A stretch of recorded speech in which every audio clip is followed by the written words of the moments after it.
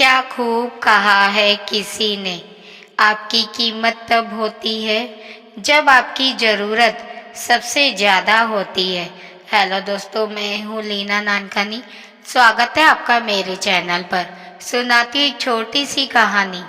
लोहे की दुकान में अपने पिता के साथ काम कर रहे एक बालक ने अचानक ही अपने पिता से पूछा, पिताजी, इस दुनिया में मनुष्य की क्या कीमत होती है?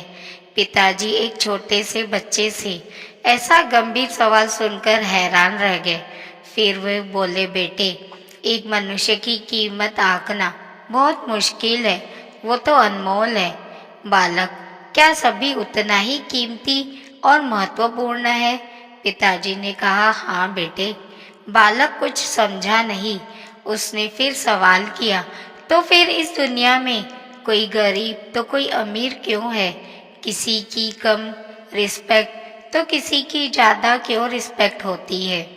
सवाल सुनकर पिताजी कुछ देर तक शांत रहे और फिर बालक से स्टोर रूम में पड़ा एक लोहे का रॉड लाने को कहा।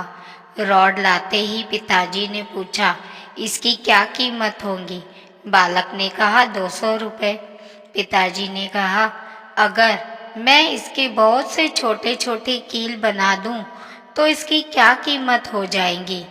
बालक कुछ देर सोचकर बोला, तब तो ये और महंगा बिकेगा, लगभग 1000 रुपये का। पिताजी ने कहा, अगर मैं इस लोहे से घड़ी के बहुत सारे स्प्रिंग बना दूं तो? बालक कुछ देर गणना करता रहा और फिर एकदम से उत्साहित होकर बोला, तब तो इसकी कीमत बहुत ज़्यादा हो जाएगी।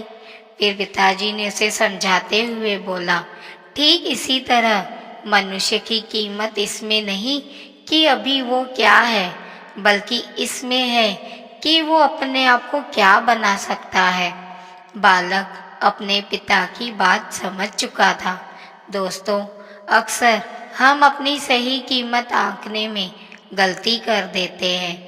हम अपनी प्रेजेंट स्टेटस को देखकर अपने आप को वैल्यूलेस समझने लगते हैं, लेकिन हमें हमेशा अथाह शक्ति होती है। हमारा जीवन हमेशा संभावनाओं से भरा होता है। हमारे जीवन में कई बार स्थितियां अच्छी नहीं होती है, पर इससे हमारी वैल्यू कभी कम नहीं होती है। मनुष्य के रूप में हमारा जन्म इस दुनिया में हुआ है। इसका मतलब है हम बहुत स्पेशल और इम्पोर्टेंट भी है। हमें हमेशा अपने आप को इम्प्रूव करते रहना चाहिए और अपनी सही कीमत प्राप्त करने की दिशा में बढ़ते रहना चाहिए। तो दोस्तों, आज की यह वीडियो आपको कैसी लगी, कमेंट में ज़रूर बताएं। मिलते हैं दोस्तों ऐसी ही एक कहानी के साथ अगली वीडियो में। तब तक के लिए अपना ख्याल रखिए और हमेशा मुस्कुराते रहिए, कभी अपने लिए तो कभी अपनों के लिए।